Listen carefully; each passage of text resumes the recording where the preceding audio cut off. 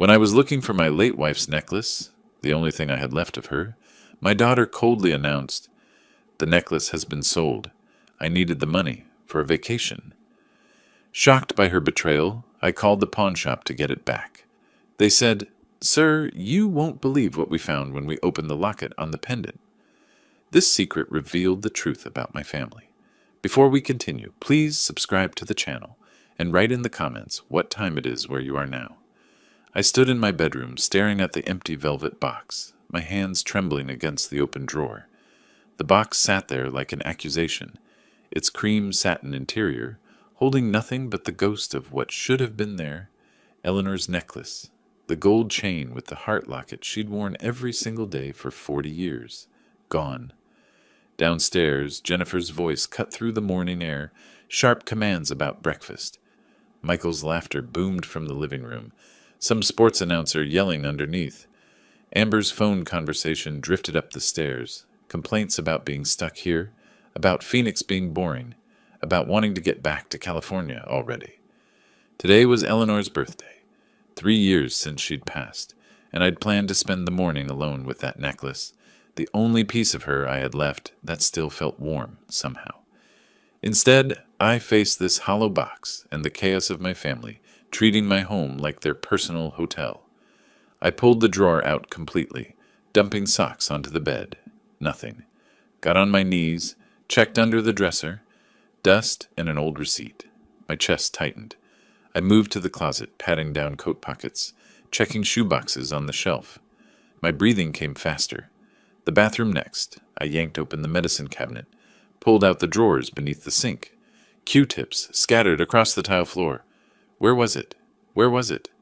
I checked impossible places. The nightstand drawer I'd already searched twice.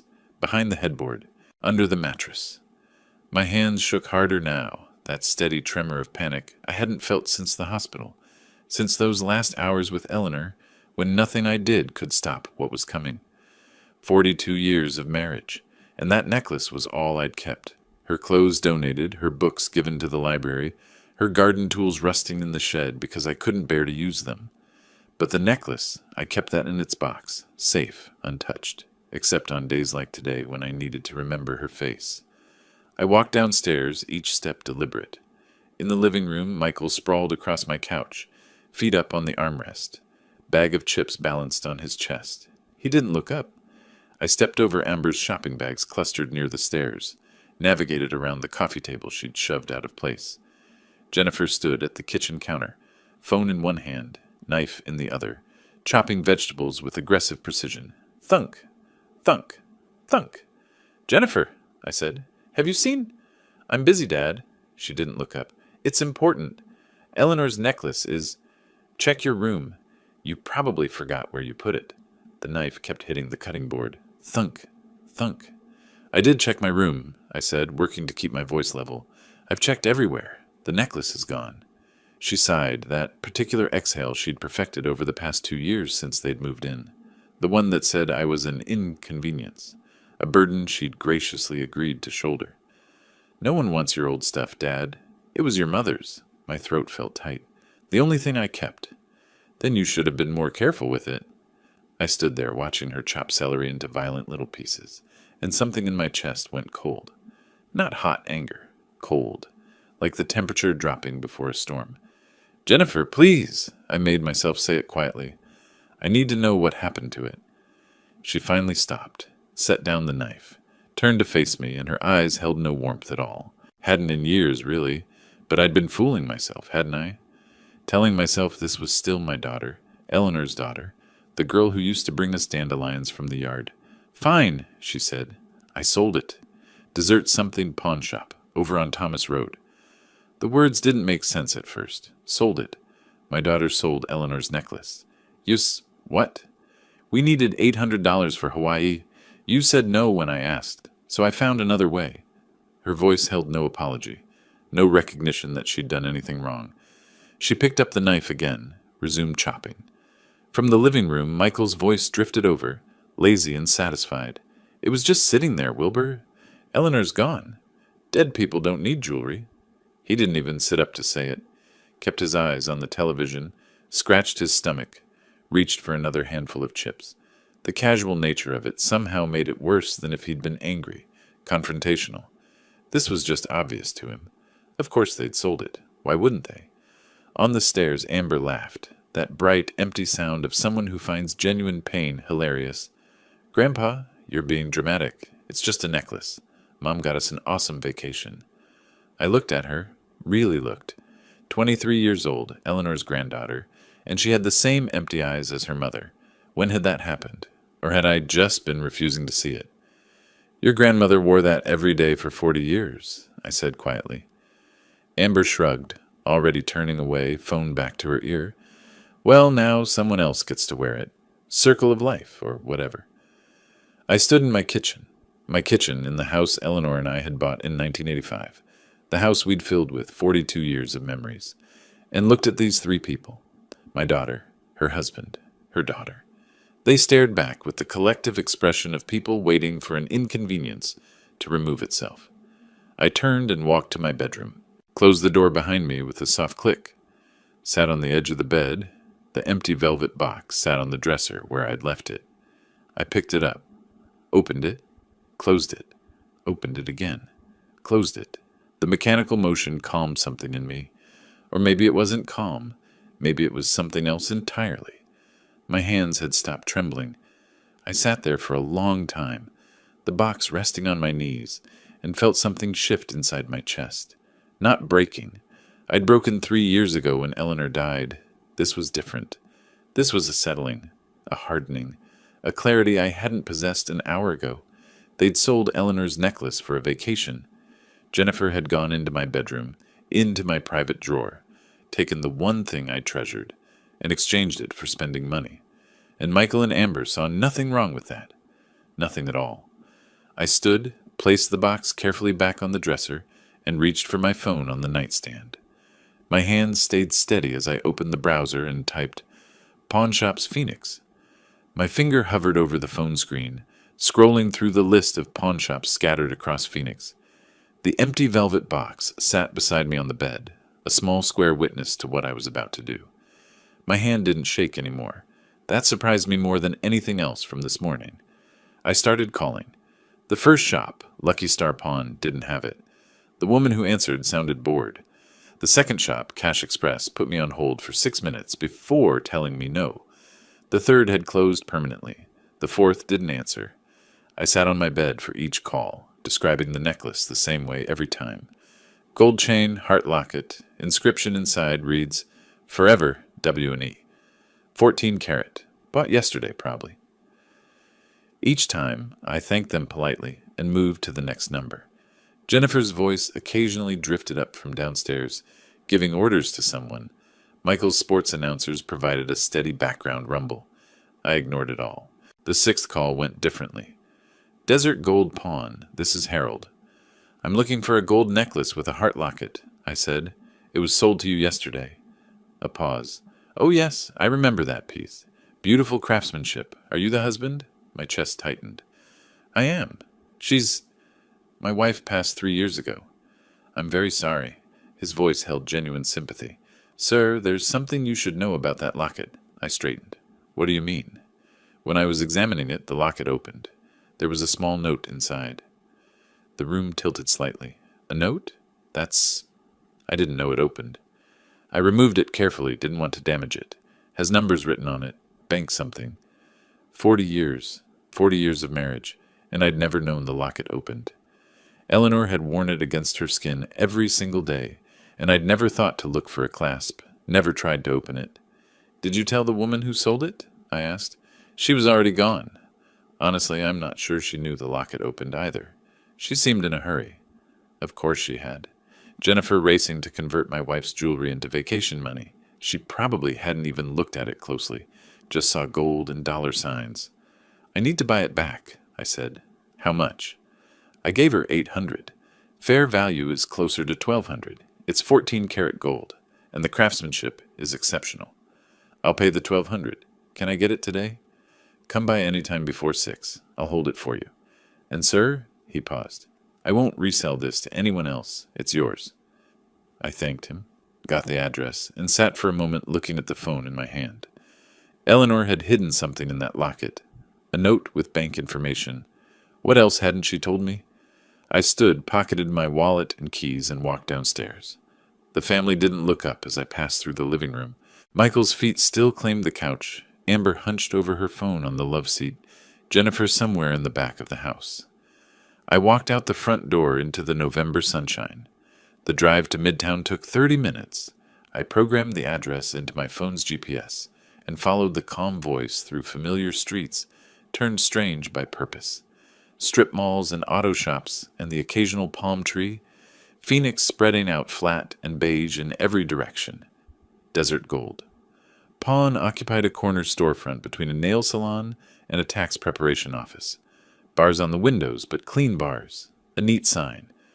I parked in front and sat for a moment, hands on the steering wheel, preparing myself. Inside, the shop smelled like old leather and metal polish. Glass cases lined the walls, filled with jewelry and watches and cameras. A small man in his 50s stood behind the counter, gray hair neatly trimmed, reading glasses perched on his nose. "Mr. Davis?" he asked. "That's me?" "Harold Chen." He extended his hand and I shook it. "Let me get your necklace." He disappeared into a back room and returned carrying a small bundle wrapped in soft cloth. He unfolded it carefully on the counter, and there it was. Eleanor's necklace, the gold catching the fluorescent light, looking exactly as I remembered it, looking against her collarbone every morning for 4 decades. "The young woman who sold it," Harold said quietly. "Early 40s, seemed in a hurry. Didn't want to negotiate. I gave her 800 because that's fair for the weight, but I knew immediately it was worth more." He paused. "She your daughter?" I didn't answer that, just pulled out my wallet and counted out $1,200 bills. Harold had already prepared the paperwork. He pushed a small envelope across the counter. "The note," he said. "I put it in here for safekeeping." "Thank you," I managed. "Take care of it this time," he said gently. I drove 3 blocks before I had to pull over. My hands were shaking again, emotion flooding back now that the task was complete and I was alone. I parked in a shopping center lot, truck facing the afternoon sun streaming through the windshield. The necklace felt heavier than I remembered. I held it up to the light, turning it slowly, looking for the clasp Harold had mentioned. There, so tiny I'd never noticed it before, a small indentation on the side of the heart. I pressed it with my thumbnail. The locket sprang open. Inside, rolled impossibly tight, a piece of paper no bigger than my pinky nail. I used my fingernails to extract it, unrolled it carefully against my thigh. Eleanor's handwriting, microscopic, but unmistakable. Bank of Arizona, box number 4782. I sat in my truck staring at those words until the sun shifted and the windshield glare became too much. Eleanor had a safety deposit box at Bank of Arizona, box number 4782, and she'd never told me. I drove home in a daze, parked in the driveway, walked past my family still planted in their same positions like permanent fixtures up to my bedroom. I stood at the window watching the sun sink toward the horizon, the necklace clutched in one hand, the note in the other. What had Eleanor hidden from me, and why? That night I didn't sleep. I lay in bed turning the questions over and over, the necklace on my chest where Eleanor used to wear it, feeling the slight weight of the gold, wondering what other secrets she'd kept. Morning came slowly. I showered, dressed in my good khakis and a button-down shirt, and drove downtown to Bank of Arizona's main branch on Washington Street. The building rose 10 stories, glass and steel and intimidating. I walked through the revolving door into a marble lobby that echoed with quiet conversations and clicking heels. A young woman at the information desk looked up with a professional smile. Her name tag read, Lisa. "I need to access the safety deposit box," I said. "Of course. Do you have the box number and identification?" I showed her Eleanor's death certificate. I'd brought it, some instinct telling me I'd need it, and my driver's license. Lisa examined both carefully. "I'll need to see ID and your wife's death certificate. You're listed as surviving spouse?" "Yes. Married 42 years. She typed information into her computer, nodding. The box was opened last in 2019. 6 years ago. No activity since. 2019. Eleanor had been diagnosed in early 2022. She'd set this up 3 years before she got sick, before either of us knew what was coming. My wife passed in 2022, I said. She must have set this up before. Lisa's professional mask softened slightly. Take all the time you need in the privacy room, Mr. Davis. I'll walk you through the process. She led me through a heavy door into a vault room, walls of metal drawers, each with 2 keyholes. Lisa used her key and the box number to slide out a long metal container. She handed it to me, heavier than I expected, and guided me to a small windowless room with a table and chair. I'll be outside when you're finished, she said quietly, and closed the door. I sat alone, the metal box on the table in front of me, and couldn't make myself open it. My hands rested on either side of it, feeling the cold metal, and I thought about Eleanor 6 years ago coming to this same room, putting something inside this box, locking it away without telling me. Finally, I lifted the lid. Stacks of cash. $100 bills in envelopes, organized with rubber bands. I counted quickly. $20,000 at least. Maybe more. And underneath it all, a sealed envelope. My name in Eleanor's careful handwriting. Wilbur. I picked up the letter, held it against my chest with my eyes closed. She'd known. Somehow, she'd known something was wrong. Known I'd need this. Known Jennifer would. My hands found the envelope's seal. I broke it carefully, unfolded the paper inside. My fingers broke the seal carefully, the paper crackling in the silence of the privacy room. I unfolded 2 pages covered in Eleanor's handwriting, that neat, measured script I'd seen on grocery lists and birthday cards for 42 years. My breathing went shallow as I began to read. My dearest Wilbur, if you're reading this, I'm gone, and you've found what I've hidden. The first line hit me like a physical blow. Her voice came through so clearly I could almost hear it. That slight rasp she'd developed in her 50s, the way she'd pause between thoughts. I saved this money over 30 years. Small amounts from each paycheck you never noticed. Don't be angry with me for the secrecy. I did it because I love you and I know what's coming. I read faster, my hand trembling against the table's edge. Jennifer has always been difficult. Remember when she was 25 and demanded we pay for her wedding, then didn't invite your brother because he couldn't give an expensive gift?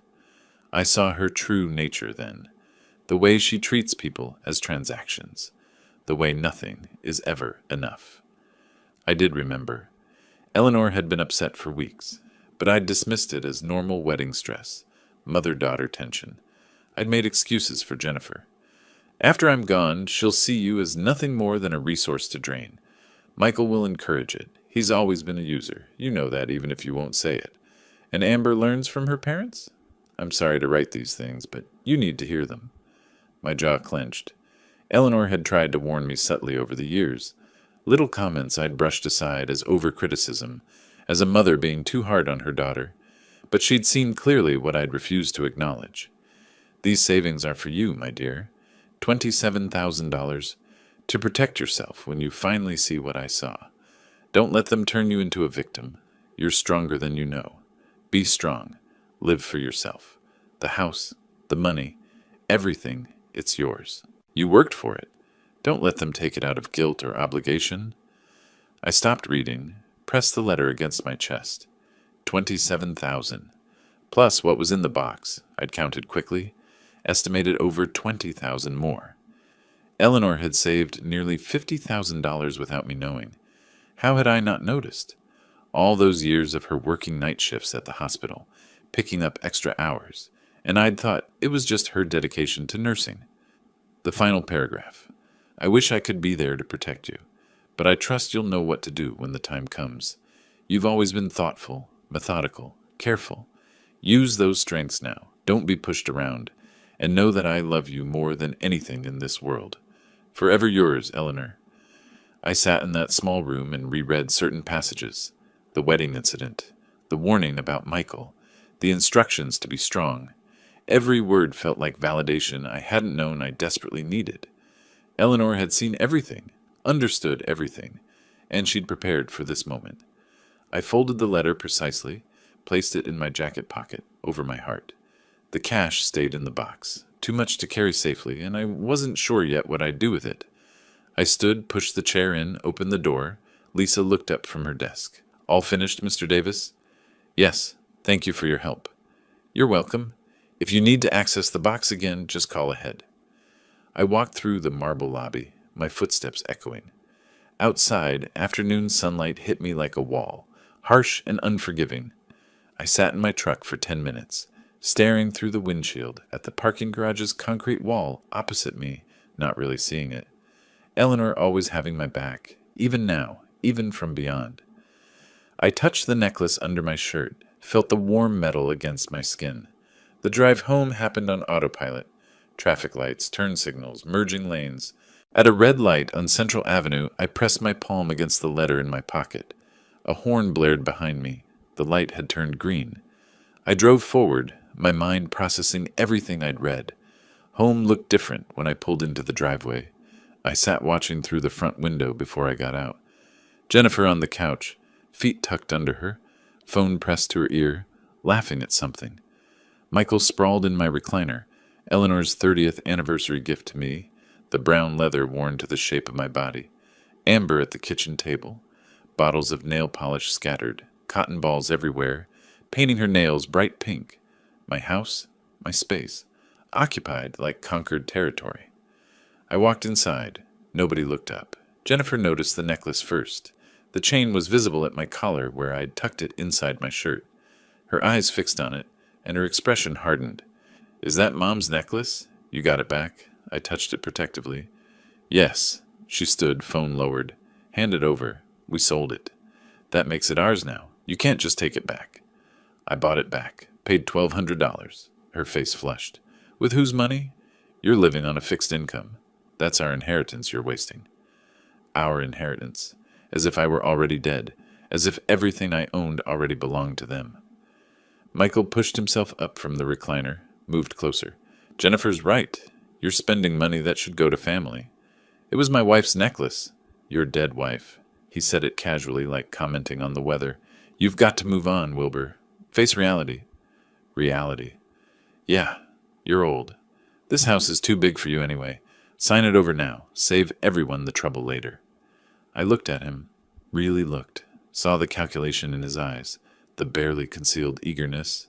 He wasn't even pretending anymore. None of them were. From the table, Amber chimed in without looking up from her nails.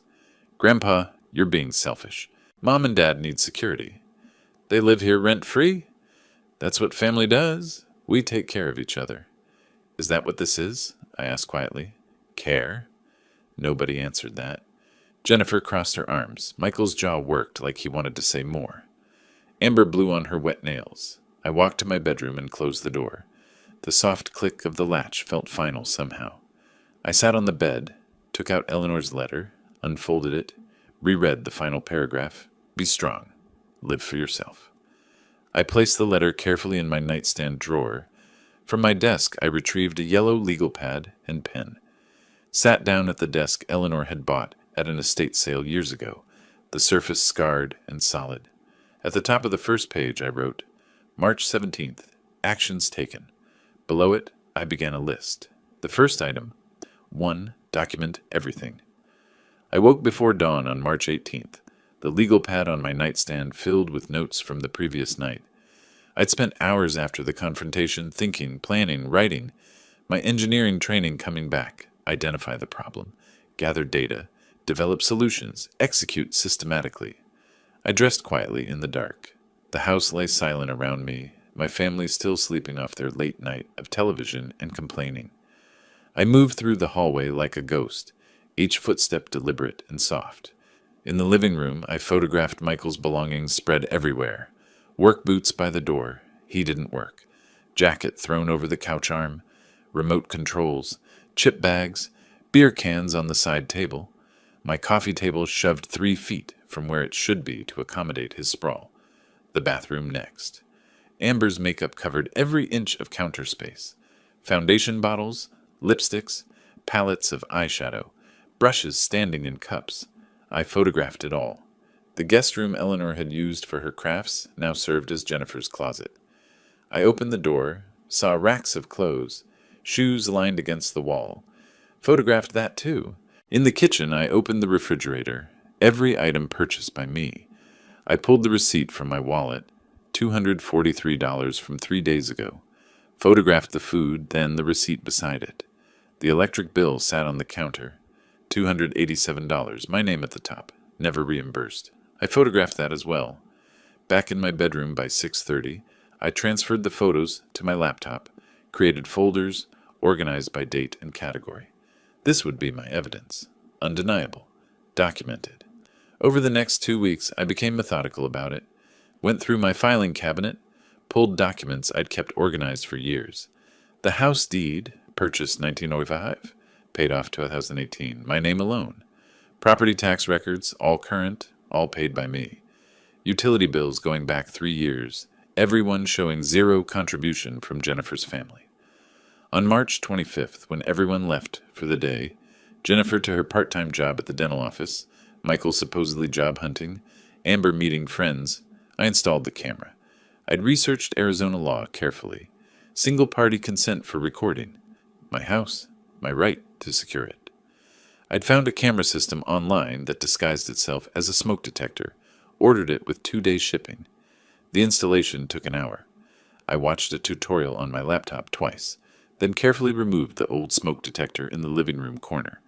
The new unit looked identical but contained a wide-angle camera lens, barely visible behind the white plastic grating. I mounted it, tested the connection on my phone. Perfect view of the couch, the kitchen entrance, most of the main floor. I felt no guilt. This was my home, my property. They'd forfeited any expectation of privacy the moment they started plotting how to take everything from me. The recordings proved valuable quickly. By March 29th, I had hours of footage. That evening, I sat at my bedroom desk. Door locked, laptop open, watching. Jennifer's voice came through clearly. I can't believe he spent $1,200 on that necklace. That's our money. Michael, from the couch. He's being selfish. Old people get like that. When this house is ours, first thing I'm doing is remodeling. This place is stuck in 1985. Might not have to wait too long. He's what, 67? How many years he got left, really? I saved the clip, labeled it carefully. Evidence 329, Inheritance Discussion MP4. Another clip from April 1st showed Amber on the phone with a friend sitting on the stairs. My grandpa is such a pain. He got all weird about my mom selling some old necklace. The friend's voice faint. Why'd she sell it? We needed Hawaii money. He wouldn't give it to us, so Mom took care of it herself. Honestly, I'll be glad when this house is ours and we don't have to deal with his drama. My face remained impassive as I watched. Saved the clip. Added it to the growing folder. The financial forensics took longer. I pulled 3 years of bank statements, spread them across my desk, created a spreadsheet. Every loan to Michael went into the document with dates and amounts. $500 for car repairs in May 2022. $1,200 for emergency dental in August 2022. $2,000 for an investment opportunity in November 2022. On and on, month after month. I added formulas. Watched the total climb. By the time I finished, the number at the bottom read, 18,500 Mauers. The actual repayment column contained nothing but zeros. I printed the spreadsheet, added it to my evidence folder. Found Jennifer's credit card statements mixed with my mail. She'd been using my address without asking. The Hawaii trip itemized clearly. $4,200 including flights, hotel, excursions, plus the $800 from selling Eleanor's necklace. By early April, my folder had grown thick with documentation. Photographs, videos, financial records, property documents, everything organized with tabs and labels. I sat at my desk one evening, the folder open before me, and knew it was time. I picked up my phone, searched Elder Law Attorneys Phoenix. Patricia Morrison's practice appeared third in the results. Protecting senior rights, experienced elder law attorney. I called the next morning. Her receptionist scheduled me for April 3rd at 2 in the afternoon. The office building downtown rose 12 stories, glass and steel reflecting the desert sky. I parked in the garage, took the elevator to the 3rd floor. Patricia Morrison's name on a glass door, neat reception area with leather chairs and legal journals on a side table. The receptionist showed me to Patricia's office. She stood to greet me, 50-ish gray-streaked dark hair pulled back, business suit, reading glasses on a chain around her neck. She shook my hand firmly, gestured to a chair across from her organized desk. Mr. Davis, tell me what's going on. I placed my evidence folder on her desk. My daughter and her family have been living in my house for 3 years. They don't pay rent or contribute anything to expenses. They've been exploiting me financially, and they're waiting for me to die so they can take everything. Patricia's expression didn't change. She opened the folder, began reviewing documents, made notes on her own legal pad, asked questions in a sharp, efficient manner. Do they pay anything toward household expenses? No? Have you asked them to leave? Not formally. Good. We'll do this properly. She continued through the folder, watching video clips on my laptop, examining the spreadsheet, reading the property documents. 20 minutes of silence except for her occasional questions. Finally, she looked up. Mr. Davis, this documentation is excellent. Very thorough. How long has your daughter's family lived there? 3 years since my wife passed. And they've never paid rent, utilities, or contributed to household expenses? Not a dollar. Jennifer says family doesn't charge family.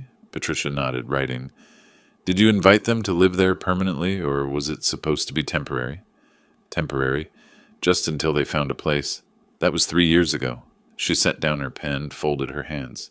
Under Arizona law, they're tenants at will. You can establish rental terms at any time. What if they refuse to pay?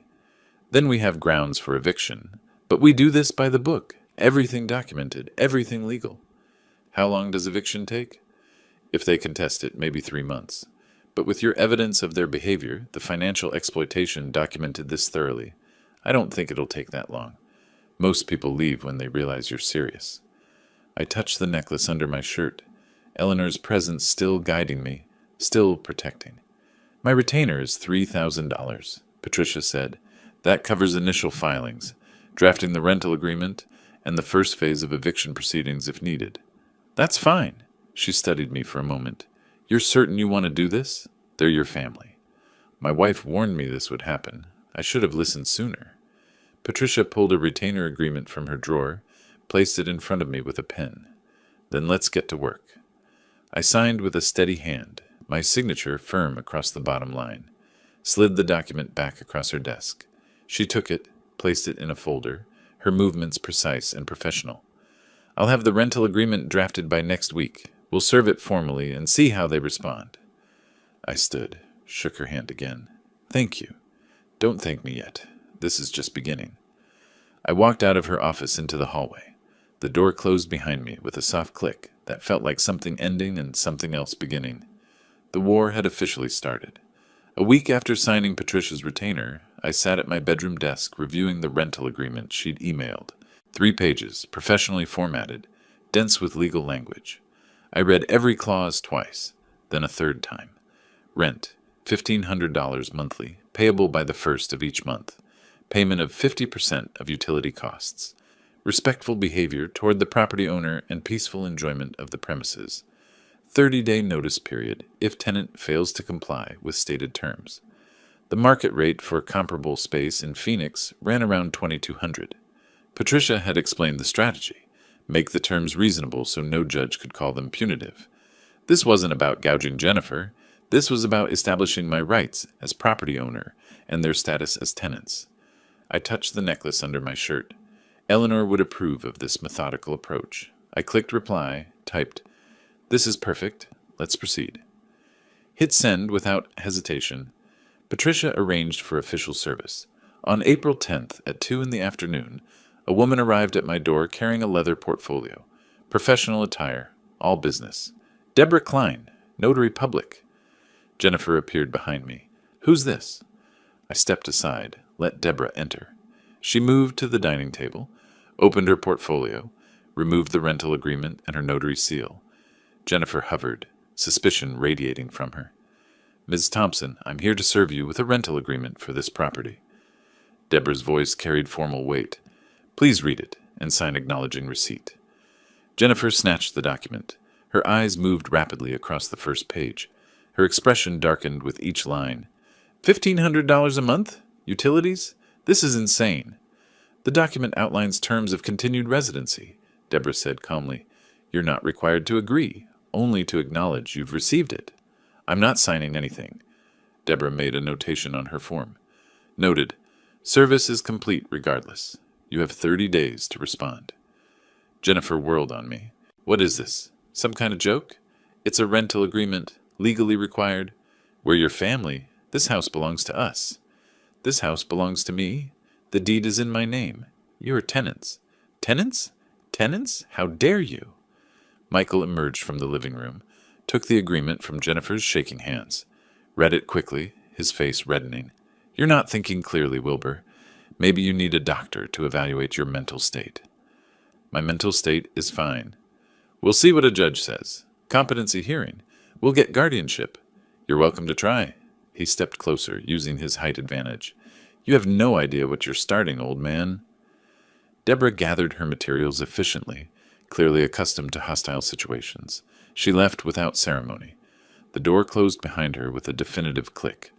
The terms are reasonable, I said into the silence. Below market rate for rent in this neighborhood. We're not paying you rent, Jennifer's voice cracked. Then you need to leave. Michael's jaw worked. We're not going anywhere. You have 30 days. After that, the decision won't be yours anymore.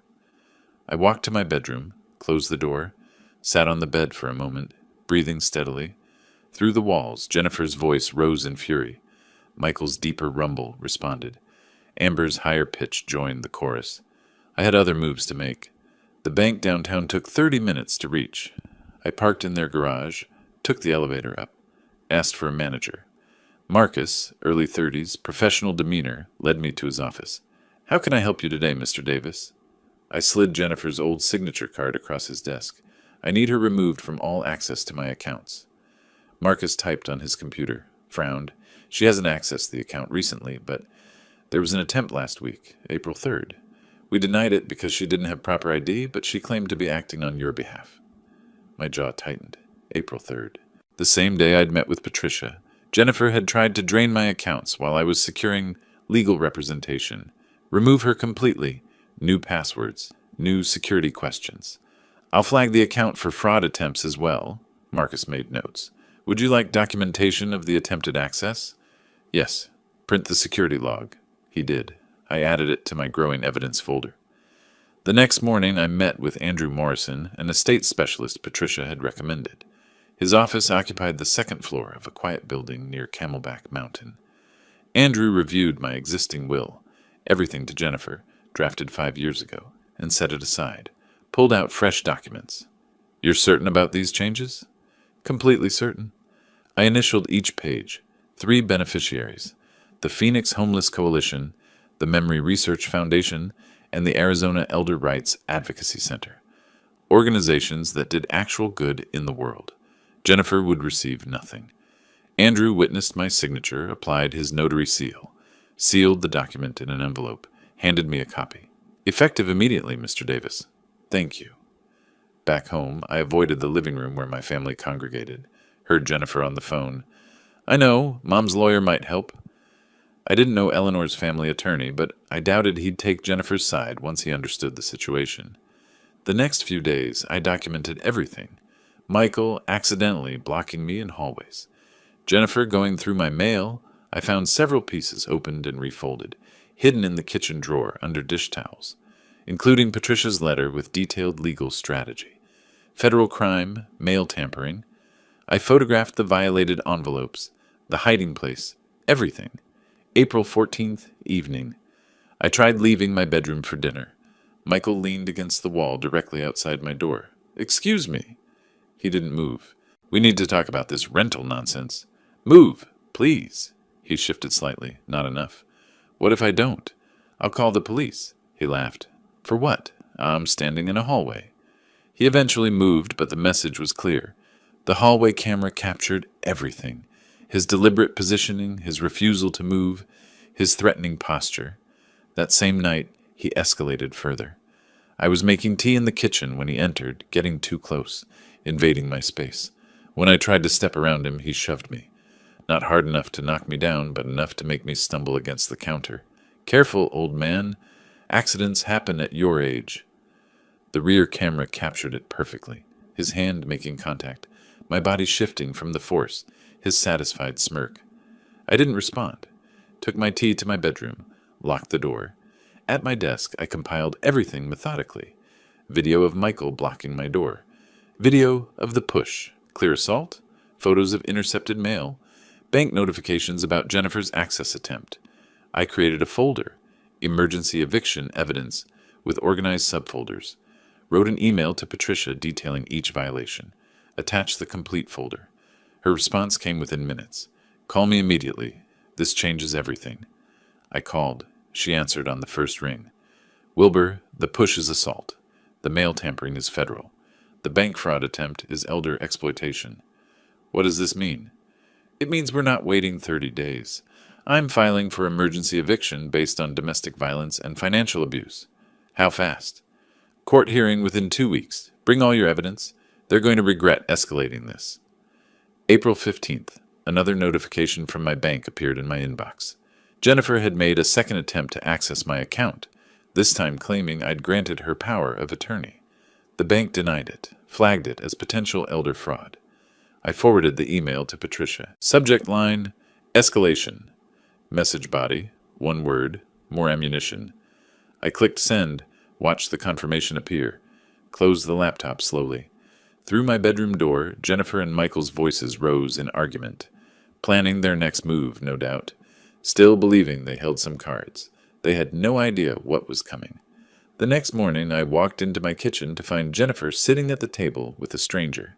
A man in a cheap suit, briefcase open, papers spread before him. Jennifer's eyes were red-rimmed, tissues crumpled in her fist. She looked up. Dad, this is my attorney, Mr. Carlson. We need to talk. Robert Carlson stood, extended his hand. I shook it, but remained standing. Mr. Davis, I've reviewed the rental agreement you served on my client. He gestured to a chair. I didn't sit. I believe there's room for negotiation. The terms stand. Jennifer made pleading gestures from her seat. Carlson glanced at her, then back to me. Sir, may I speak frankly? He didn't wait for permission. You're well within your rights. The house is titled in your name alone. The rental terms are reasonable, actually below market rate. My legal advice to my client is to comply with the agreement or relocate. Jennifer's face crumbled. That can't be right. Tell him he's wrong, Dad. He's not wrong. Carlson closed his briefcase with a decisive snap. Ms. Thompson, your father owns this property outright. You're not on the deed, not on the mortgage history. There's no adverse possession claim after only 3 years. Familial relationship doesn't create property rights. Legally, you're a tenant at will, and he's establishing formal terms. But I'm his daughter. I have rights. Not to his property. I'm sorry. Carlson stood. Mr. Davis, if you'll excuse me. He left quickly, clearly wanting distance from Jennifer's mounting hysteria. The moment the door closed, Jennifer turned on me. I can't believe you're doing this. Mom would be devastated. Your mother left me a letter. She warned me about you. Jennifer froze. What letter? You're lying. She knew exactly who you were. She was right about everything. Her tears stopped as if a switch had flipped. Her voice hardened. You're going to regret this. She stormed to the guest room, slammed the door. I heard her on the phone immediately, voice rising and falling in complaint. Over the next days, she launched a systematic campaign. Knocked on my bedroom door midday, transformed into vulnerability, clutched tissues, eyes swimming with manufactured tears. Dad, please, I'm not sleeping. I'm developing chest pains. The stress is killing me. She reached for my hand. I kept mine at my side. I've given up so much to be here with you after Mom died. How can you do this to me? I looked at her performance with detachment. Eleanor's letter had inoculated me against this manipulation. You have 29 days left. I closed the door. Her sob sounded fake, even through the wood. Michael's approach was different. More direct, more physical. I tried leaving my bedroom the next morning. He was in the hallway, leaning against the wall, directly in front of my door. Not quite blocking it, but close enough that I'd have to squeeze past him. Excuse me. He didn't move. We need to talk about this rental nonsense. Move, please. He shifted his weight. Not enough to create passage. What if I don't? I'll call the police. For what? I'm standing in a hallway. His smile held no warmth. Waiting to use the bathroom. That a crime? He eventually moved, but not before making me turn sideways to pass. The hallway camera captured his deliberate positioning, his calculated intimidation. That afternoon, I found my mail in the kitchen drawer again. 3 days' worth, including another letter from Patricia. already opened. My hands shook as I photographed the evidence. Federal mail tampering. I sent the photos to Patricia immediately. The social pressure came from Amber. She'd been posting regularly since the rental agreement was served, crafting a narrative of victimhood for her followers. My neighbor, Mr. Chen, approached me at the mailbox. "Wilbur, I saw some posts online. Your granddaughter said, 'Well, is everything all right?' 'Everything's fine, Tom. She made it sound like you're having some kind of episode. Memory problems, maybe? I'm establishing rental terms for my property, that's all.' His expression showed he didn't quite believe me. 'Right. Well, if you need anything—' He walked away quickly, leaving me standing alone with my mail. Across the street, Mrs. Patterson saw me, turned, and went inside without her usual wave. Amber's campaign was working. The neighborhood was turning against me based on lies posted to social media. April 14th was when Michael crossed the final line. I was making tea in the kitchen. He entered, moved too close. When I tried to step around him, he put his hand on my chest and pushed.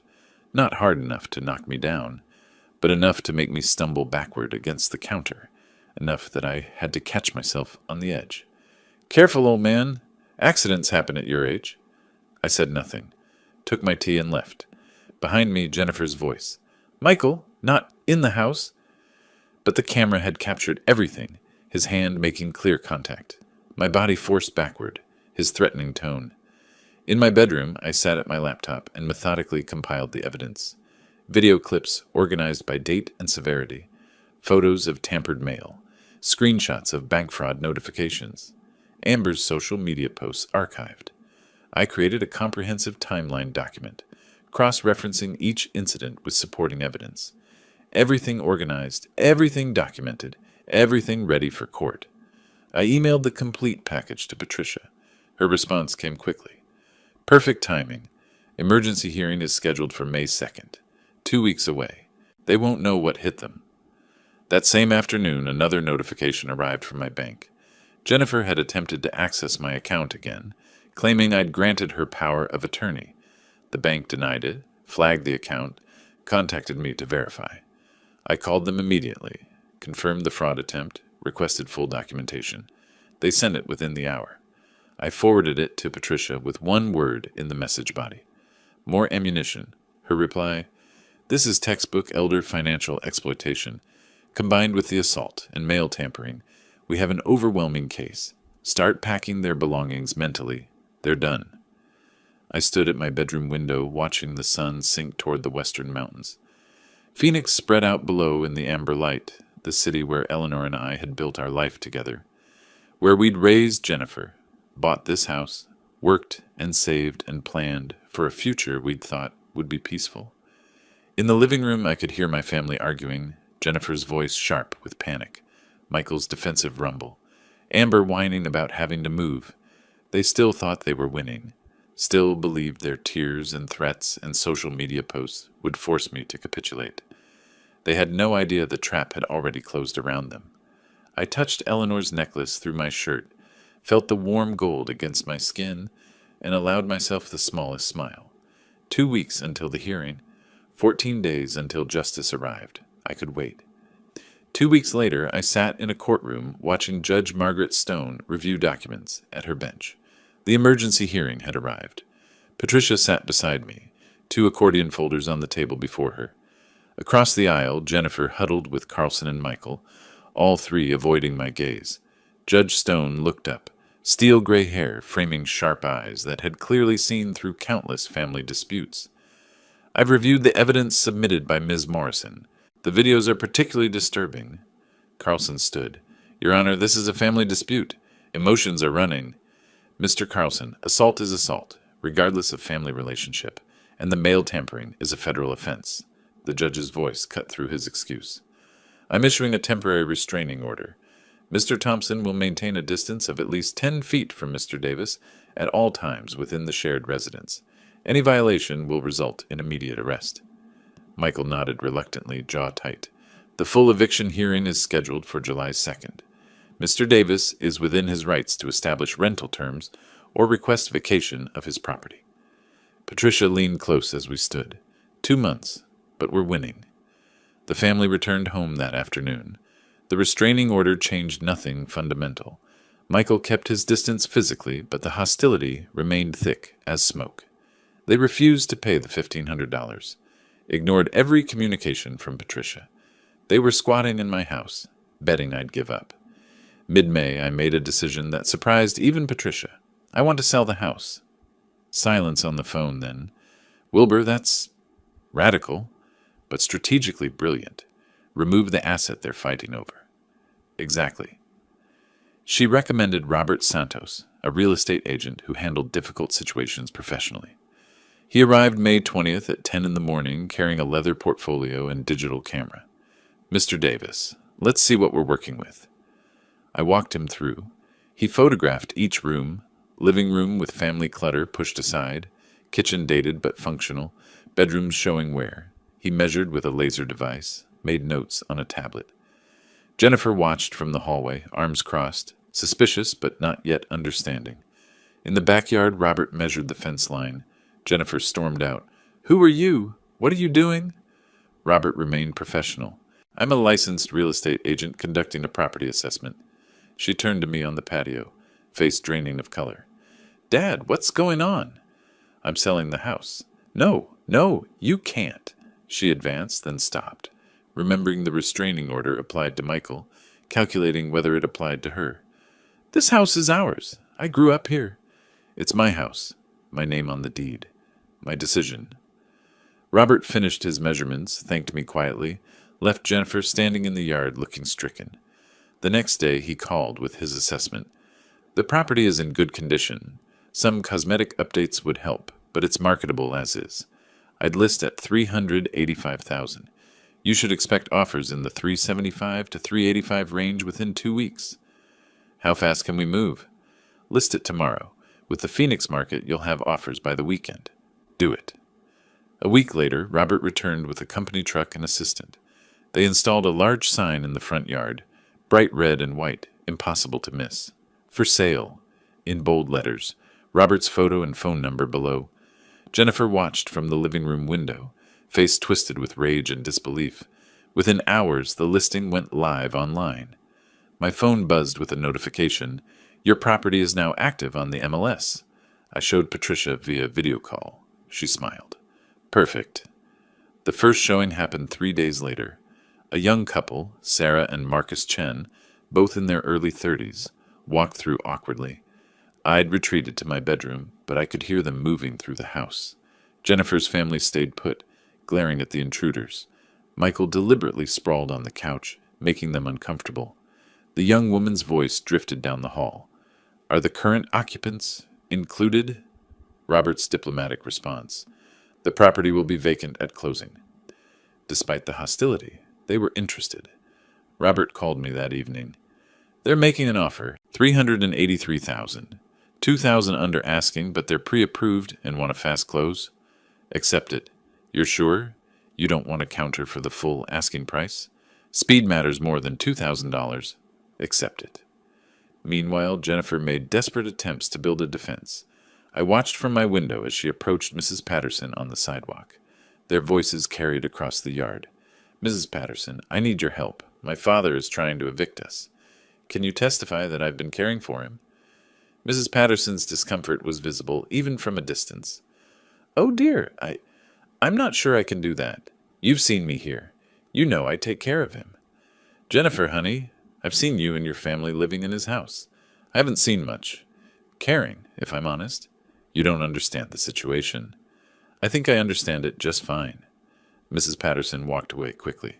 Jennifer tried 2 more neighbors with similar results. Nobody would testify to something they hadn't witnessed. Late May, I met Robert at a coffee shop to finalize the acceptance. He spread the purchase offer across the small table, multiple pages of legal documents, pointed to signature lines highlighted in yellow. "Initial here, here, and here. Sign at the bottom." I picked up his pen, a heavy silver instrument, initialed 3 pages carefully, signed my full name on the acceptance page. Wilbur Davis. My signature was firm, unhesitating. Robert countersigned as agent, slid the documents into his portfolio. "I'll submit this to their agent today. Closing is scheduled for August 15th. We shook hands. As I walked out into the bright June sun, my phone buzzed. A text from Patricia. July the 2nd is 3 weeks away. Are you ready? I typed back one word. Yes. I woke before dawn on July 2nd, dressed in the dark suit I'd worn to Eleanor's funeral 3 years earlier. Straightened my tie in the mirror, seeing my own face older now, harder somehow. I touched the necklace under my shirt, felt the warm gold through the fabric. Today was the day. Patricia met me in the courthouse hallway at 9. She wore a sharp business suit, carried those same accordion folders, now even thicker with evidence. We have everything we need, she said. Video evidence, financial records, medical documentation, witness statements from neighbors. Jennifer arrived moments later with Carlson, Michael, and Amber. We sat on opposite sides of the hallway, not speaking. The silence felt appropriate. At 10, we filed into the courtroom. Judge Stone took her bench, reviewed papers briefly, looked up. Ms. Morrison, you may proceed. Patricia stood at the podium. A screen had been set up for video presentation. She played the clip of Michael pushing me against the counter. The judge leaned forward, watching intently. This was recorded April 14th, the day before we filed for emergency relief. She switched to the financial spreadsheet. These are documented loans totaling $18,500 over 3 years, not $1 repaid. Next came my medical records. Blood pressure 152 over 95, documented stress-related symptoms. Physician notes indicate patient reports, hostile home environment. Each piece built an undeniable narrative. Carlson stood when Patricia finished, attempted to humanize Jennifer. Your Honor, my client has been living in her childhood home. There was an understanding, Judge Stone interrupted. Was there a written agreement establishing this understanding? No, but verbal agreements about property occupation need to be formalized. Mr. Davis attempted to do exactly that with the rental agreement. Your client refused. She gestured for him to sit. I've heard enough. The courtroom went still. I've reviewed all submitted evidence. The financial exploitation is clear and documented. The video evidence shows a pattern of intimidation and harassment. Judge Stone looked directly at Jennifer. Ms. Thompson, you were given reasonable rental terms. You refused. You were given multiple opportunities to vacate voluntarily. You refused. Jennifer's hands gripped the table edge. I'm granting the eviction. You have 30 days until August 1st. If you're not out by then, the sheriff will execute the order. Jennifer started crying. Michael stared straight ahead, stunned. Amber reached for her phone before the bailiff cleared his throat, meaningfully. Outside the courtroom, Jennifer approached me in the hallway. Her face was blotchy, mascara smeared. Dad, please don't do this. We'll change. We'll pay the rent. It's too late for that. Where are we supposed to go? That's not my problem anymore. How can you be so cold? We're your family. I looked at her, really looked, seeing Eleanor's features in her face, but none of Eleanor's warmth. You had 3 years after your mother died to act like family. You chose to act like parasites instead. She recoiled as if I'd slapped her. Patricia touched my arm. Wilbur, we should go. The sale moved forward on its own timeline. Mid-July, a home inspector walked through with Sarah and Marcus Chen following. Jennifer's boxes were already stacked in corners, the reality of departure setting in. The inspector checked electrical panels, plumbing foundation. Water heater is older, roof has maybe 5 years left. Nothing major. Sarah asked me quietly, Have you lived here long? 40 years. Built most of the deck myself. Marcus smiled. It's a good house. Solid. It deserves a family that will appreciate it. Sarah understood what I wasn't saying. We'll take good care of it. That's all I ask. July 19th, one day before the deadline. A rental truck appeared in the driveway. I stayed in my bedroom, door closed, listening to the sounds of departure. Furniture scraping across floors, boxes thudding, Jennifer's voice giving sharp orders, Amber complaining about heavy lifting. Neighbors watched from their yards, witnessing the family's exit. A knock on my door. I opened it. Jennifer stood there, exhausted, defeated, covered in sweat and dust. Are you happy now? You got what you wanted. I didn't want this. You forced it. I'll never forgive you. I don't need your forgiveness. I have Eleanor's approval. That's enough. Her face hardened. I hope you're satisfied. I'm not satisfied, but I'm free. She turned away. Minutes later, the truck's engine roared to life. I watched from my window as it pulled out of the driveway, taking my daughter away, perhaps, for the last time. The house felt different immediately, lighter. The air moved more freely. I walked through the empty rooms as evening light slanted through windows. Every footstep echoed. In the living room, deep scratches scored the hardwood where the couch had been dragged. The master bedroom had a fist-sized hole in the wall, Michael's anger leaving its mark. The kitchen counter was stained. A cabinet door hung crooked. I photographed everything with my phone, narrating quietly. July 19th, 6 p.m., documenting condition after occupant's departure. I wasn't planning to pursue them for damages. I'd already won. But the documentation felt necessary, final proof of who they really were. Standing in the center of the living room, I held my phone displaying the trail of destruction. Gouged walls, stained floors, broken fixtures. I didn't feel angry looking at these images. I felt validated. Eleanor had been right about everything. Her letter had prepared me for this moment, for these people wearing familiar faces but empty of love. Through the front window, the for sale sign stood in the yard with a red sold rider attached at the top. 4 weeks until closing. 4 weeks until I left this house forever. I touched the necklace one more time, then walked to my bedroom to begin my own packing. The quiet was extraordinary. After 3 years of chaos and voices and demands and hostility, the silence felt like a gift. I was free. 3 days after the family left, I sat at my laptop in the empty house, browsing real estate listings in Scottsdale. The silence echoed around me, footsteps, breathing, the click of keys, all amplified by absence. My packed boxes lined the walls, a lifetime compressed into cardboard. I'd set specific search parameters: 2-bedroom condo or apartment, safe neighborhood, under 200,000, starting over at 67, entirely on my terms. The first property I viewed felt wrong, too modern, all glass and steel, no warmth. The second was ground floor, which made me uneasy after years of feeling vulnerable in my own home. Then the realtor showed me a second-floor apartment in a quiet Scottsdale complex. It's a 55-plus community, very quiet, very secure. I stepped onto the balcony. Mountain views, afternoon breeze, other residents my age walking dogs below. The complex had a security gate, cameras, a community room I'd probably never use. "Can we make an offer today?" She looked surprised. "Of course. What are you thinking?" "Full asking price, cash, no contingencies." By early August, the purchase was finalized. $195,000. I used Eleanor's hidden money and part of the house proceeds. No mortgage. The freedom of that felt extraordinary. I spent a week transforming the second bedroom into a workshop. Unpacked power tools still wrapped in factory plastic. I'd sold my old equipment years ago when Jennifer's needs consumed my time and space.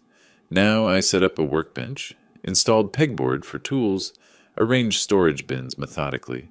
The table saws were, when I tested it, was deeply satisfying. Familiar. I selected oak from my first lumber purchase, began cutting pieces for a shadow box, for Eleanor's necklace. Sawdust filled the air. For the first time in years, I was creating something, rather than managing someone else's chaos. August 15th arrived, closing day. I met Sarah and Marcus Chen at the title company. Bland office, beige walls, stack of documents. We sat across from each other at the conference table. The title officer explained each document. I signed page after page, my signature automatic, from decades of engineering contracts. Sarah slid an envelope across the table. "We wrote you a letter. For later." I accepted it, tucked it in my jacket. Marcus handed over a check for the remaining proceeds. The title officer passed the house keys to the Chens. Sarah's eyes were bright. "Thank you for trusting us with your home." "Make it yours now. That's what it needs." I walked out carrying only a box of photos and Eleanor's necklace. Didn't look back. Drove directly to my new apartment, unpacked my minimal belongings. That evening I sat on my new couch in the quiet space that was entirely mine. Opened Sarah's envelope, read their letter.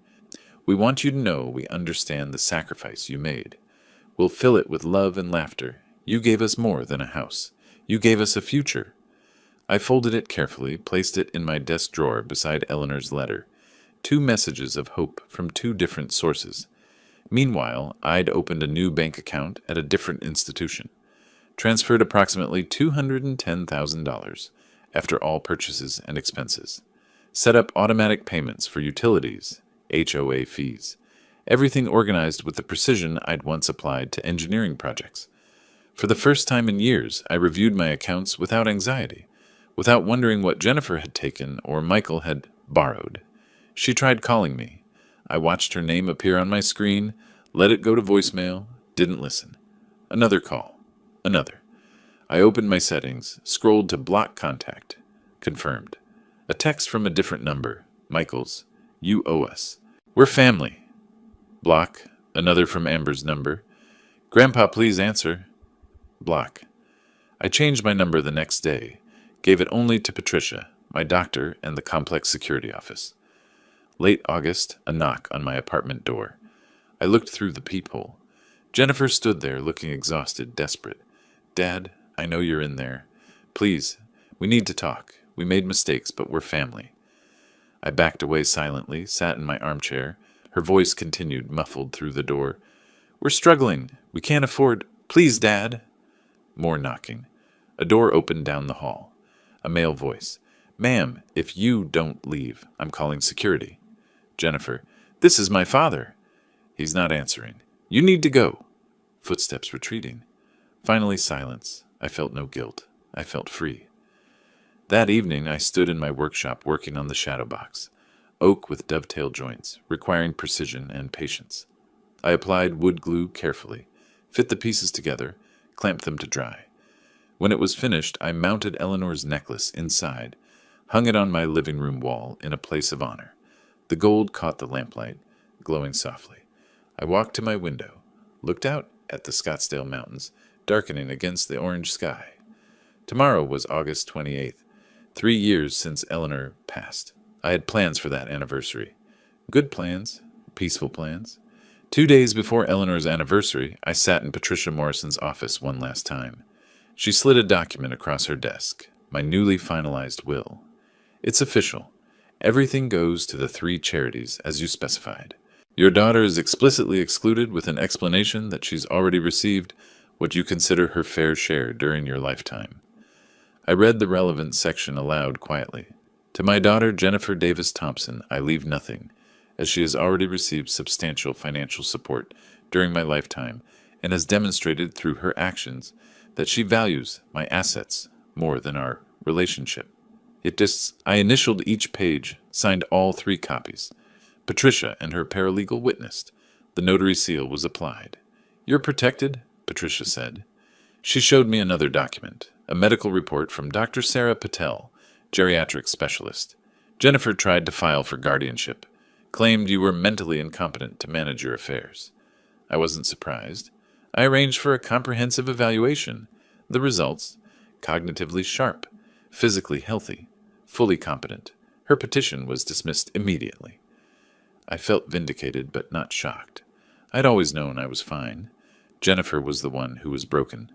Patricia handed me another letter. This came from Carlson yesterday, requesting family mediation to repair relationships. I read it once.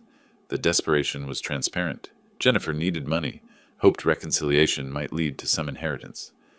No, I said simply. I'll draft a response declining. The matter is closed. Thank you, Patricia. For everything, she smiled. It was my pleasure, Wilbur. You deserve justice. August 28th arrived. 3 years exactly since Eleanor's death. I woke before dawn in my new apartment, made coffee in my small kitchen. The familiar ritual felt right.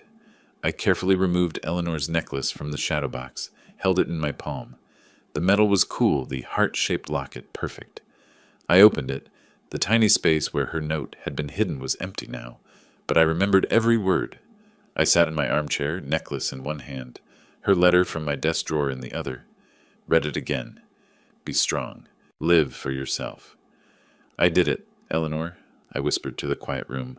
I'm free. Tears came, not from sadness, but release.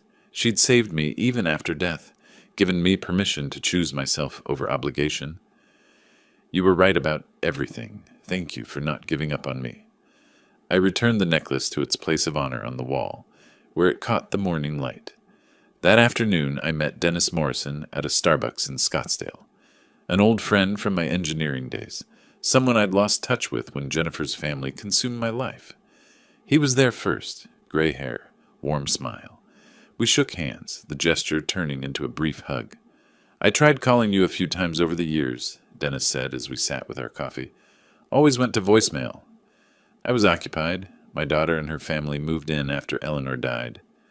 Understanding dawned in his expression. Ah, that kind of occupied. We talked for 2 hours, about Eleanor, about engineering projects from decades past, about Dennis's grandchildren. Finally, I said, I'm living alone now, by choice. Dennis grinned. Good for you, Wilbur. That wasn't living before. No, but it is now. How about chess next Thursday? Prepare to lose. You're on. It was the first social engagement I'd made for myself in years. That evening I stood in my workshop, working on an oak box, dovetail joints, requiring precision and patience. I'd built the shadow box for Eleanor's necklace. This box had no specific purpose yet. Maybe I'd give it to Dennis. Maybe I'd keep it for my own small treasures. It didn't matter. What mattered was that I was making it with my own hands, in my own time, for my own reasons. I applied glue to the final joint, fitted the pieces together carefully, ran my hand over the smooth wood, feeling the grain. The satisfaction was profound. As I worked, I thought about the journey, Eleanor's letter hidden in the necklace, the discovery of her savings, the legal battle, Patricia's expertise, the house sale, this new beginning. I didn't feel victorious.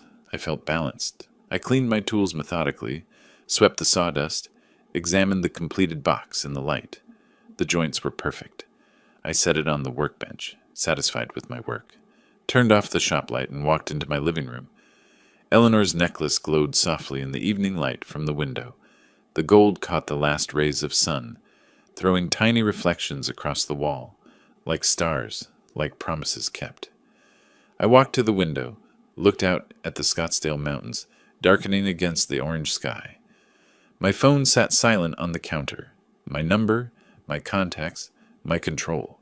Tomorrow I'd meet Dennis for chess. Next week I'd finish another project in my workshop. The month after that, who knew? The future was unwritten, and for the first time in years that felt like freedom rather than fear. I touched my shirt where the necklace used to rest against my chest. It was on the wall now, visible, honored, but no longer armor. I didn't need armor anymore. I smiled, a genuine, peaceful smile, and turned toward my kitchen to make dinner. Just for myself. Exactly enough. If you like this story, please like this video, subscribe to the channel, and share your impressions of this story in the comments. To listen to the next story, click on the box on the left. Thank you for watching.